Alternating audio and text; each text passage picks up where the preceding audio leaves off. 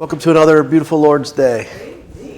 All right, so to start, we're going to continue with the old law found in Exodus to Numbers. But before we begin, this is where we've been thus far. The introduction, we defined clean and unclean animals, and then ceremonial uncleanness. So before we begin, I just wanted to see if there's any discussion, questions that as a group we could talk about. I just want to make sure no one's confused, because these are building blocks for what's going to happen today and what's going to happen over the next couple weeks. Okay. Any questions, comments? Okay. Let's move on to today's topic, law of sacrifices. We're going to talk about the sacrifices, the types, what was required. This is going to take 2 weeks. This is a big deal, a big topic. So first of all, we're going to expand on what we learned and discussed the last 2 weeks. First of all, we're going to talk about general rules for all the sacrifices. So the first thing, the animal had to be acceptable to be sacrificed. And so what are acceptable animals?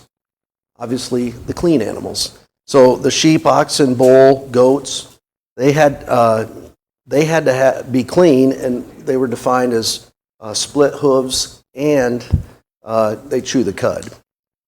When it came to the birds, pigeons, and turtle doves, they were the birds that weren't part of the unclean fowl list. In other words, they weren't birds of prey. So that was the first requirement. They had to be a clean animal. Second, we had to have a condition for the animal.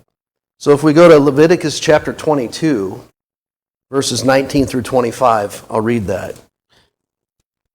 So the condition of the animal, Leviticus 22:19, it says, "For you to be accepted, it must be a male, without defect from the cattle, the sheep, or the goats. Whatever has a defect you shall not offer, for it will not be accepted for you. When a man offers a sacrifice of peace offerings to the Lord to fulfill a special vow or for a free will offering of the herd or the flock, it must be perfect to be accepted. There shall be no defect in it. Those that are blind or fractured or maimed or having a running sore or eczema or scabs, you shall not offer to the Lord, nor make of them an offering by fire on the altar of the Lord.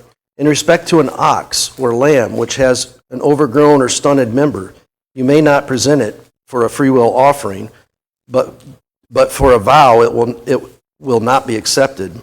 Also, anything that has its testicles bruised or crushed or torn or cut, you shall not offer it to the Lord or sacrifice in your land. Nor shall you accept any such from the hand of a foreigner for offering as the food of your God, for their corruption is in them. They have a defect, they shall not be accepted for you." So there's a lot of things here that are requirements in terms of the condition of the animal. So in summary, it had to have no defects, without blemish, had to be perfect. And he gives specific examples of what imperfection was. So God is very specific and provides those examples in verses 22 through 24. The other thing, it says male. So typically a sacrifice was a male. We're going to look at one today where a female was acceptable. The other thing is it can't come from a foreigner. So this is interesting in verse 25 that they're corrupted based on the foreigner outside of the Jews. So probably the one that comes to mind, there's a few examples of this in the Old Testament, but in 1 Samuel 15, that's where King Saul was commanded by God to destroy the Amalekites, including all their animals.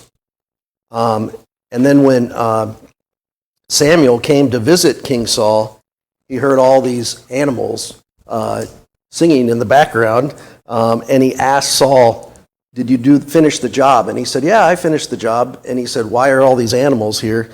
But he disobeyed God. And so Samuel pointed out to King Saul that he had sinned. He didn't destroy King Agag, and nor did he destroy all the animals. And this is the famous quote that you've heard many times, where Samuel says, "To obey is better than sacrifice." So that's an example of, God's law and God's telling the people to follow the law, and he's disappointed that they did not follow his command. The other thing is the age of the animal. In chapter 22 of Leviticus, verse 26 through 8, it says, "Then the Lord spoke to Moses, saying, When an ox or a sheep or a goat is born, it shall remain 7 days with its mother, and from the 8th day on it shall be accepted as a sacrifice of an offering by fire to the Lord. But whether it is an ox or a sheep, you shall not kill both it and its young in one day." So there's rules on that too. So it's very interesting. So now, what does that mean in terms of us today in the New Testament? So what we need to do is turn over to 1 Peter chapter 1.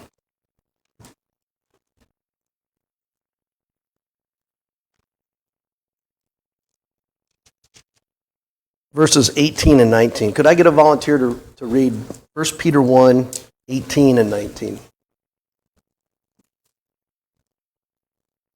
I'll read it. Okay. For as much as you know that you were not redeemed with corruptible things, as silver and gold, from your vain conversation received by tradition from your fathers, but with the precious blood of Christ as the Lamb without blemish. Okay, verse 19 is the key. They're calling Jesus the Lamb, unblemished and spotless. So, let's go back to the old law. Number one, a lamb. A lamb is classified as a clean animal. Jesus is called the Lamb of God.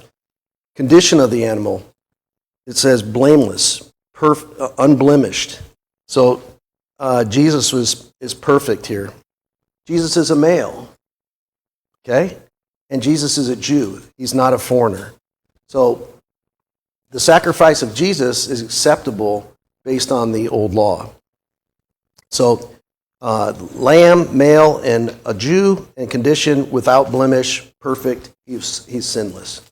So that's why the sacrifice of Jesus is so perfect, and it's so amazing. All right, so now let's go back to Leviticus chapter 1. Back to Leviticus, but in chapter 1. And there's a few more things that we have to talk about, which were general rules of all the sacrifices. I'm going to start I'm just going to read verses 4 and 5.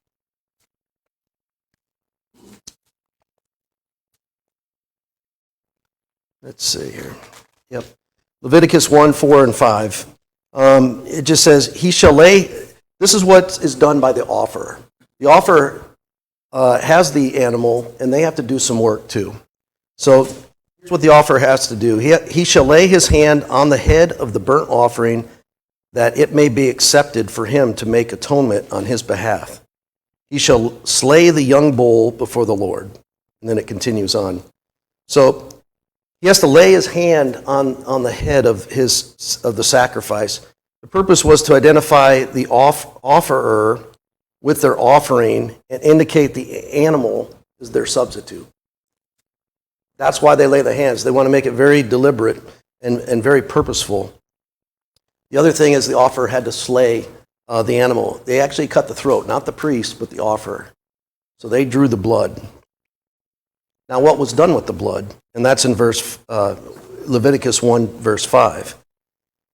And Aaron's sons, I'll start at the beginning. He shall slay the young bull before the Lord. That's the offerer. And Aaron's sons, the priests, shall offer up the blood and sprinkle the blood around on the altar that is at the doorway of the tent of meeting. So you can see that the priest, his role is to sprinkle the blood on the altar. And since only the priest handled the blood, this indicates that the blood was the most holy element of the sacrifice.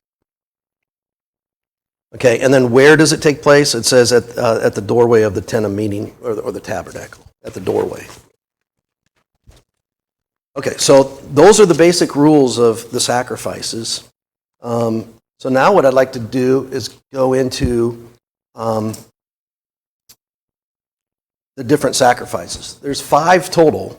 They take up, they're recorded in Leviticus 1 through 5. Each chapter, 1 through 5, talks about the 5 different offerings. Today, we will discuss the first 3. That's all we'll have time for. And next week, we'll discuss the balance.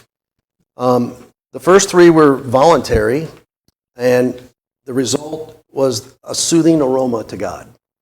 So they are, in Leviticus chapter 1, the burnt offering, Leviticus chapter 2, the grain or meal offering and the drink offering, dealing with food, and Leviticus chapter 3, the peace or fellowship offering. So we'll go through those today, and we'll discuss those and kind of get a fair understanding of them and read about it in primarily Leviticus. So let's go to the burnt offering first. Leviticus chapter 1 is where it details that.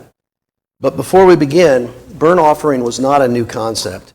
We go back to Genesis chapter 8, verse 20. Genesis 8:20, this is with Noah.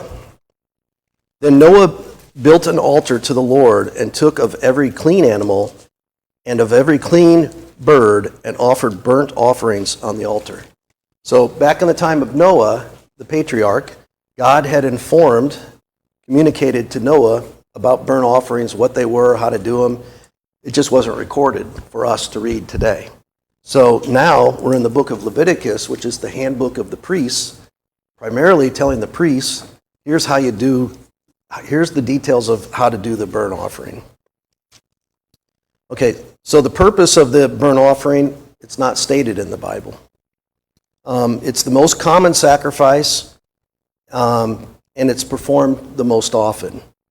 It's an animal sacrifice which totally consumed the fire on the altar. Only the hide was saved. So, burnt offering, here's an easy way to remember it. God doesn't want his steak medium or well done. God wants his steak burnt. Totally burnt, okay? So just think of it that way, and you'll be able to remember it. So everything's burned up on the altar except the hide. And then in chapter 1, it talks about the details of different animals. So in verses 1 through 9, it talks about animals from the herd. In verses 10 through 13, it talks about animals from the flock. And in verses 14 through 17, it talks about birds. And these are listed in descending order of value. The herd being the most expensive animal and the bird being the least expensive. So there's order to this in the book of Leviticus. All right. So what I'd like to do here is read Leviticus 1, and we'll read this one in detail. It's only 17 verses. The rest of them are the other chapters, 1 through 5, all along the same lines, very similar. Okay. And I don't think we need to spend a lot of time talking about how to cut the animals up. But I would like to let you take a look at chapter 1. And what I want you to do is take a note of the details that God demands. Just when we go through it, just think about the details. And then we'll talk after that. So I'll go ahead and read it. Take a sip of water here. All right, so Leviticus 1, I'll read the whole chapter, 6 to 17 verses. Then the Lord called to Moses and spoke to him from the tent of meeting, saying, "Speak to the sons of Israel and say to them, when any man of you brings an offering to the Lord, you shall bring your offering of animals from the herd or the flock. In his offering, in the burnt offering from the herd, he shall offer it a male without defect. He shall offer it at the doorway of the tent of meeting, that he may be accepted before the Lord. He shall lay his hand on the head of the burnt offering, that it may be accepted for him to make atonement on his behalf. He shall slay the young bull before the Lord, and Aaron's sons, the priests, shall offer up the blood and sprinkle the blood around the altar that is at the doorway of the tent of meeting. He shall then skin the burnt offering and cut it into pieces. The sons of Aaron, the priest, shall put fire on the altar and arrange wood on the fire. Verse 8. Then Aaron's sons, the priest, shall arrange the pieces, the head, and the suet over the wood, which is on the fire that is on the altar. Its entrails, however, and its legs shall wash with water, and the priest shall offer up smoke, all of it, on the altar for a burnt offering, an offering by fire, of a soothing aroma to the Lord. Verse 10, but if his offering is from the flock of the sheep or of the goats, for a burnt offering, he shall offer it a male without defect. He shall slay it on the side of the altar northward before the Lord, and Aaron's sons of the priest shall sprinkle its blood around the altar. He shall then cut it into pieces with its head and its suet, and the priest shall arrange them on the wood which is on the fire that is on the altar. The entrails, however, and the legs he shall wash with water, and the priest shall offer all of it, and offer it up in smoke on the altar. It is a burnt offering, an offering by fire of a soothing aroma to the Lord. Verse 14, but if his offering to the Lord is a burnt offering of birds, then he shall bring his offering from the turtle doves or from young pigeons. The priest shall bring it to the altar and wring off its head and offer it up in smoke on the altar, and its blood is to be drained out on the side of the altar. He shall also take away its crop with its feathers and cast it beside the altar eastward to the place of the ashes. Then he shall tear it by its wings, but shall not sever it. And the priest shall offer it up in the smoke on the altar on the wood which is on the fire. It is a burnt offering, an offering by fire of a soothing aroma to the Lord. Wow. Okay, so we have a detailed God. He's talking about east, he's talking about north, he's talking about what to do with the entrails. I mean, we have a God that's very specific, very detailed. So, our response should be that way too. Just something to think about. So, if we go back in, so the blood again was sprinkled on the altar. The priest arranged the pieces on the altar. A portion of the animal was not offered, and that was the hide. That was cut off, and that was actually given to the priest.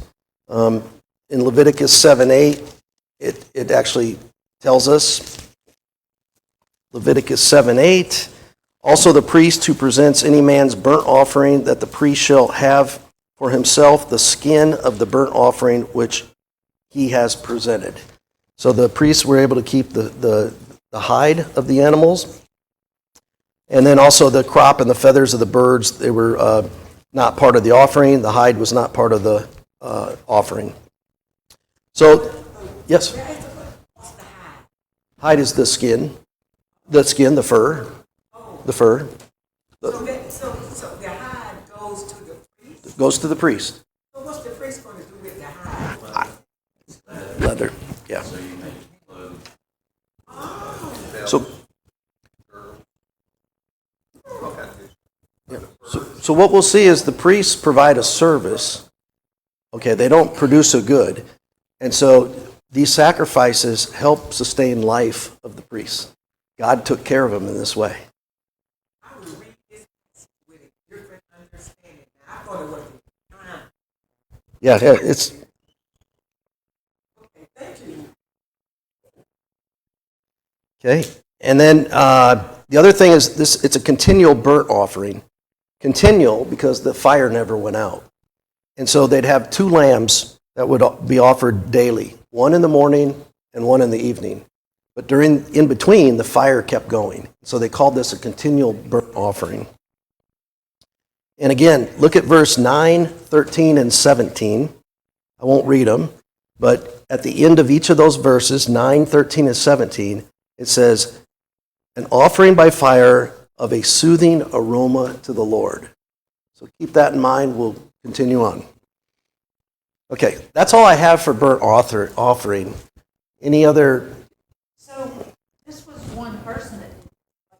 So they were like maybe, like, Yeah. so they wouldn't, It was a busy place. Yeah. so they could have like thousands of in one day maybe? Well, it could be. This was a free will offering, is my understanding, and I don't know what the frequency was, but yeah, there were many, many Jews and a number of priests, but you had one tabernacle or temple. There was only one fire? Anyone? That's my understanding. My understanding. Yes. That's my understanding. It's, Okay. it's huge. Okay. And that's why you had all Yeah. the one or two people working. Yeah. Yeah. So it's like really, really good. Yeah. So thank you for that information.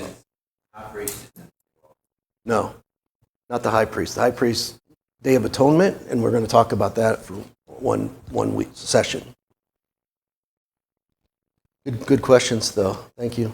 Any other questions on burnt offerings? Becky, do you have some? Yeah. So what I'm going to do is I'm going to go through I'm going to do something different. Instead of going right into the New Testament now, we're going to talk about the three offerings, and then we'll summarize it at the end with the New Testament. Okay? And how that applies to us today, and how it points to Jesus. All this points to Jesus. It's interesting that you provide for those who are more impoverished a way to sacrifice Yes. blood on us. Yes. Yeah.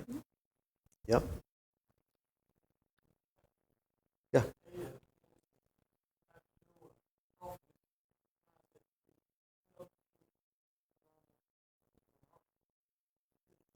Same. Okay. Good point. Good point. So the purpose was the same, and the result was the same.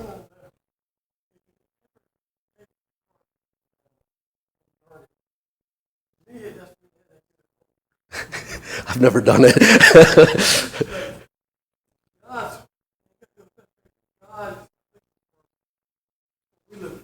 Yeah.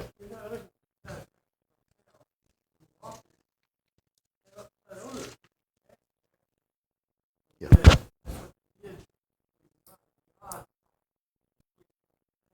Mm-hmm. Yep.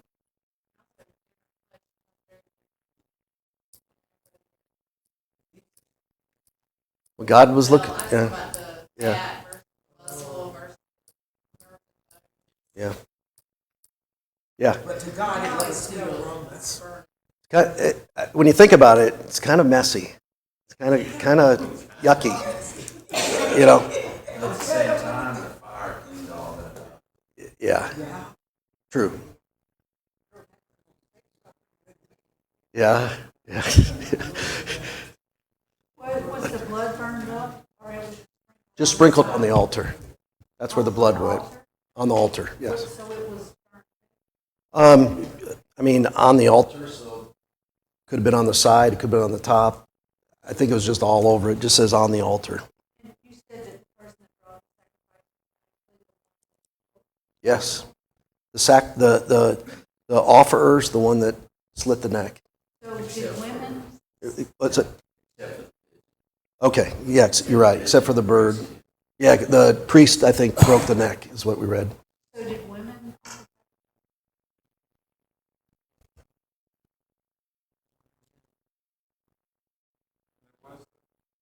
I guess not.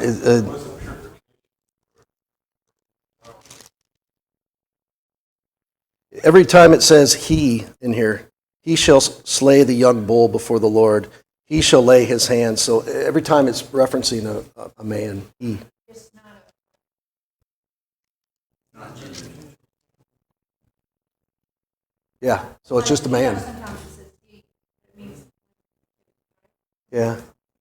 It's not gender. I don't believe it's Okay, gender. okay. Yeah, when I read he here, I think it's a man. I mean, So like a widow, like a widow. what would she do? That's a good question. I don't know. Well, what do you mean a widow? Who doesn't I mean, have a like, husband? if she needed, like, what Yeah, would she maybe do? someone in their family. Yeah, that's a good point. I think they lived as extended families. Good questions. I'm not an expert.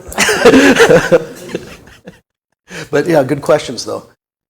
And yeah, feel free to, speak up and answer. I mean, we're all here to learn together. Give an example later Mhm. about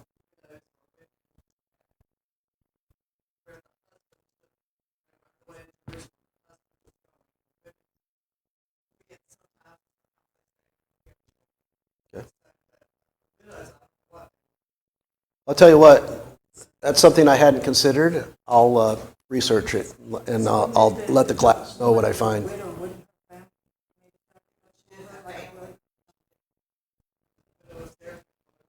So, okay.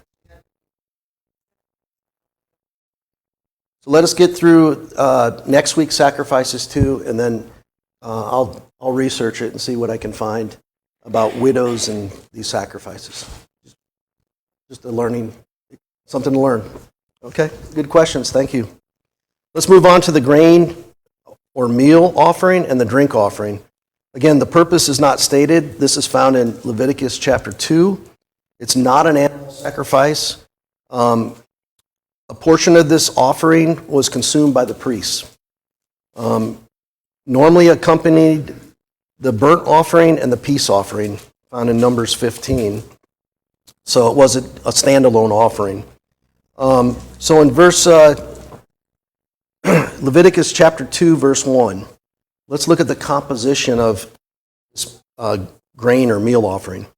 Now, when anyone presents a grain offering as an offering to the Lord, his offering shall be of fine flour, and he shall pour oil on it and put frankincense on it. Okay, so fine flour, it can't burn by itself and it has no smell.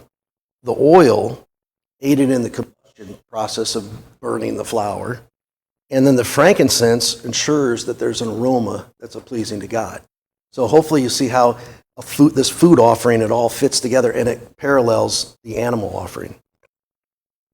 So after sacrifice, the remaining portion went to the priest, and only the priest, not even his family, just the priest for food. And I'll just point out a few keys. We're not going to read the whole chapter like we did chapter 1, but Leviticus 2:11, it talks about, I just want to read this here. No grain offering which you bring to the Lord shall be made with leaven, for you shall not offer it up in smoke, any leaven or any honey as an offering by fire to the Lord. So this is a weird combination to me, leaven and honey.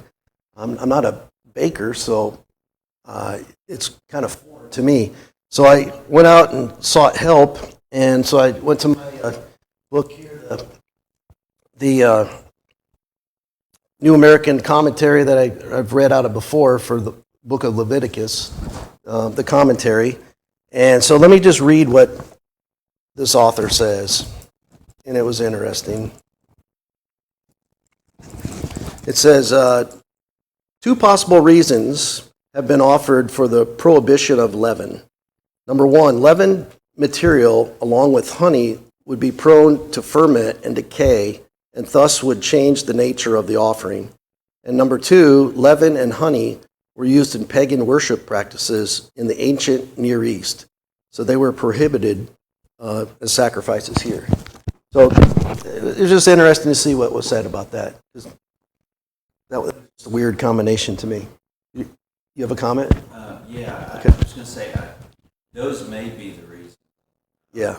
But another possibility is that God is just shadowing what leaven would come from. There Yes. could be simple. Yes. It doesn't have to have any cultural reason. And one thing that just jumps out, you may draw Go ahead. Are you going to bring up Mary with the oil? No. So if you go back to the beginning of the chapter, this is kind of fascinating. So, I'll have to give that reference, but you remember near the end of Jesus' life, Mary comes and she's cleaning his feet, Mhm. washing it, With the oil. and then she's putting the fragrant oils on his feet. And Jesus said, so they try to stop her. Yep. Jesus says, don't do that, because what you're doing for me is for my fear is sacrifice. And very well that what he's talking about refers back to this sacrifice Okay, good point. of his feet. I hadn't considered that. That's an excellent point. And then one other thing, Uh-huh. the other thing is interesting on the in section 4, 4 to 10, it talks about bringing the wafer offering, how that it has to be broken. Okay. Again, tying that to the supper, what Jesus is doing in Passover, of breaking the bread, directly has parallels here. Okay. God setting all That's amazing, isn't it? Yeah, I hadn't considered those details. So thank you, Brian, for sharing those with the class. I like this way we're going back. This is the original commandments of what it's interesting to see how over the centuries man corrupted them. The priests corrupted them. Malachi. And Yes. and made it easier, maybe simpler, maybe cleaner, maybe less messy, I don't know. But by the time we got to certainly by the prophets and judges, and they were really, well, they weren't doing this at all. They Yeah. were keeping sirloin, and the priests were taking parts of the animals that they weren't Yep. allowed to, and, it's really corrupt. Yeah. Excellent points. All I can say is men will be men. And that's where it goes, is corruption and greed and all of that. And it's sad to say, and we will talk about the priests and the corruption of the priests coming up in Malachi. Yeah. So I read something last night that the priests, by the time Jesus came along, the priests were the richest people of the entire society, because they had taken everything from all these offerings, and they were the top echelon of riches. makes sense why they would That's true. just gonna throw their whole system away if they didn't. That's true. As well, throw all that up there. How long are they gonna have the prestige place? Yeah, good point. So this is all great. I appreciate the discussion, and it's really cool to see how all this ties together. And again, the old law is a complete foreshadow and points to Jesus. So this is great.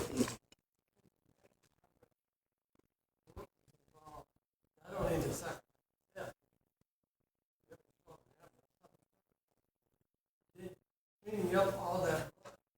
Yeah.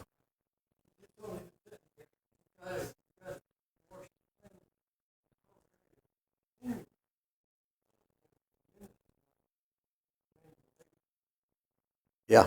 Somebody's got to get the water and all that. Yep. Well, you had the Animals are the hardest part. you had the whole tribe of Levi, the men at a certain age, the ones that weren't retired, and we'll talk about that later. they were there as the priests and the high priest to service the entire nation of Israel. So there's a lot. I don't know how many how many priests there were at any one particular time, but they had to do this for 1 million plus people.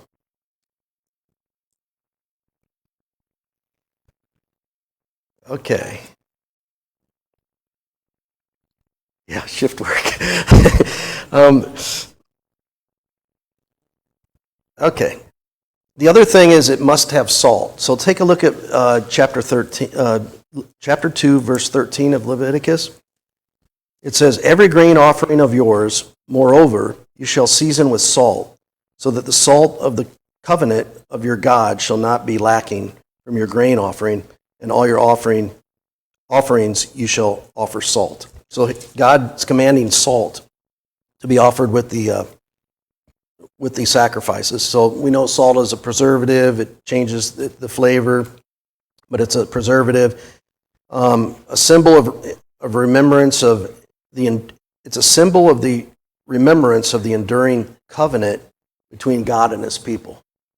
The covenant can't be destroyed by fire or decay. So the salt prevents decay or as a preservative. So that's one reason for the salt. There's other reasons. I think we could think of the salt in the New Testament, what that really means too. Then in verses 4 through 7, it talks about differences of grain offerings made in the oven, the griddle, and the pan. So again, just showing the nitty-gritty details that God commands. And again, if you look at chapter 2, verses 2 and 9, both of them they end saying, as an offering by fire of a soothing aroma to the Lord. So very similar to the burnt offering, soothing aroma. And then the drink offering was just poured out. It was either poured on the altar or on the side of the altar. I even read it could have been poured on the ground. That's found in Numbers 15. The New Testament references the drink offering. I'm not going to talk much about that, but Paul said he was like a drink offering, just poured out. And then in Leviticus 2:14 through 16, it talks about first fruits. So if we look at 14 and 16 through 16, also if you bring a grain offering of early ripened things to the Lord, you shall bring fresh heads of grain roasted in the fire, roots of new growth for the grain offering of your early ripened things. You shall then put oil on it and lay incense on it. It is a grain offering. The priest shall offer up in smoke its memorial portion, part of its grits and its oil with all its incense as an offering by fire to the Lord. All right, first fruits. So first fruit of death, we know who that was. And we're going to talk about that one coming up. So, yes? The aroma, there's a bakery. Yeah. Every time I drive by, it's such a pleasant smell. It's not like Yeah. I associate it with my dad first because I love it. And so I just think about God smelling. Yep. Another example would be driving past a Burger King and smelling that. I was going to disagree with Joey. The barbecue is a nice smell. So, Yeah. you know how the meat's. But yeah, it makes you feel good, right? A soothing aroma. It makes you feel good. It makes you happy.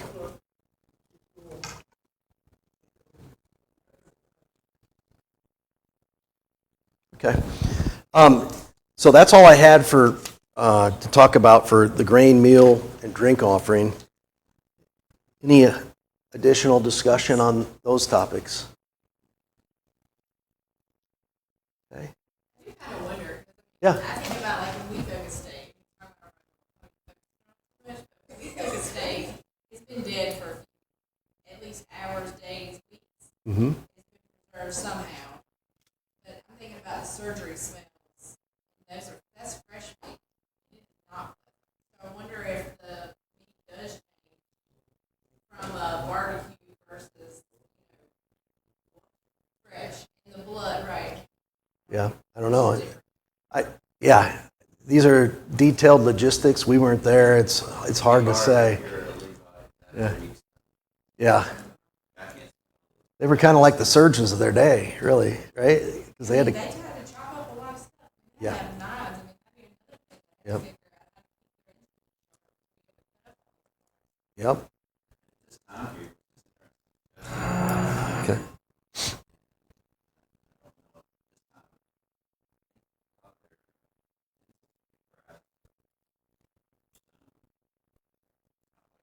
Yeah.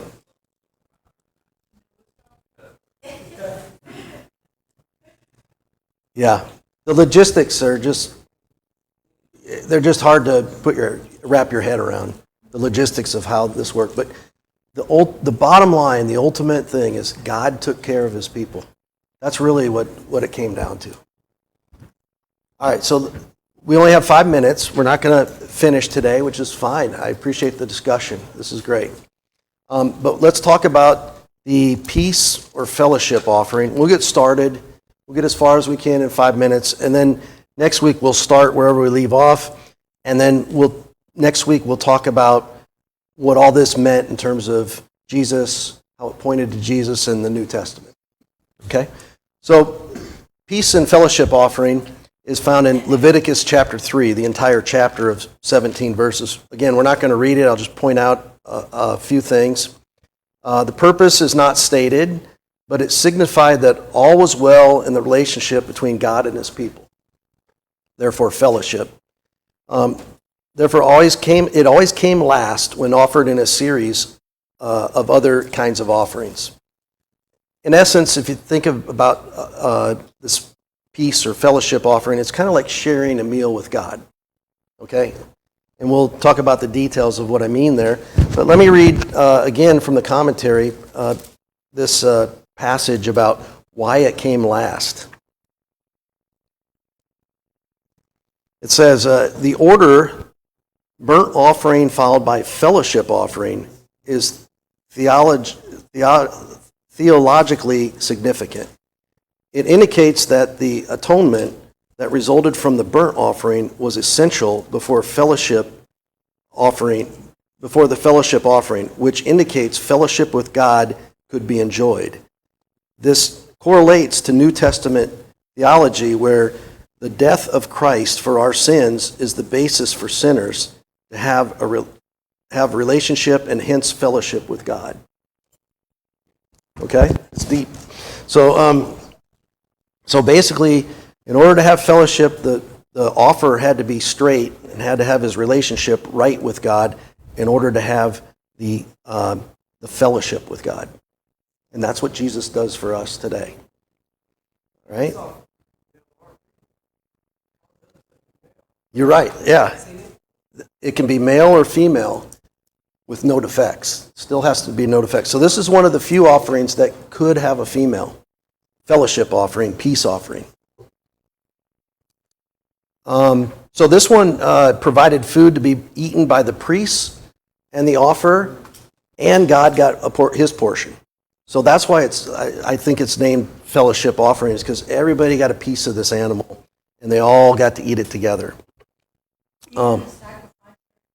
Yes, even the offerer, to be eaten by the priests and the offerer.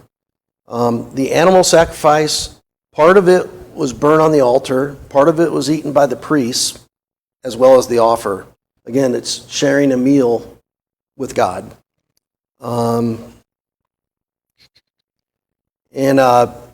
Again, kind of like in the other offering, the burnt offering, it breaks it up into the herd, the flock, and this time goats.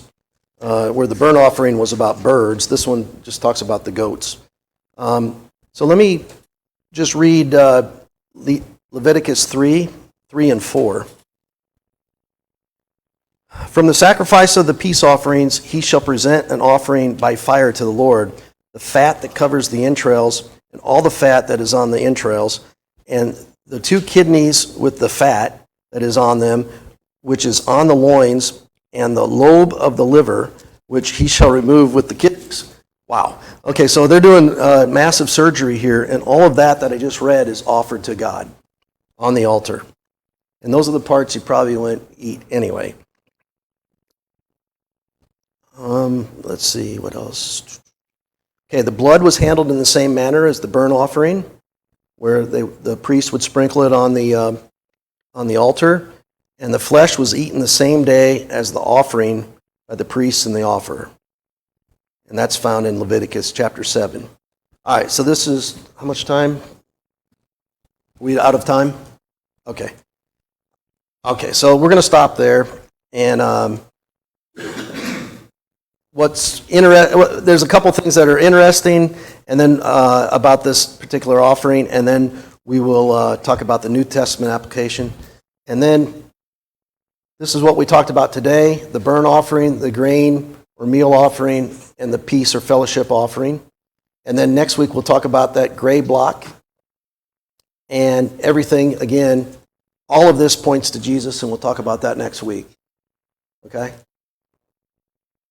So thank you for your participation, and that was great. Excellent discussion. Thank you, everyone.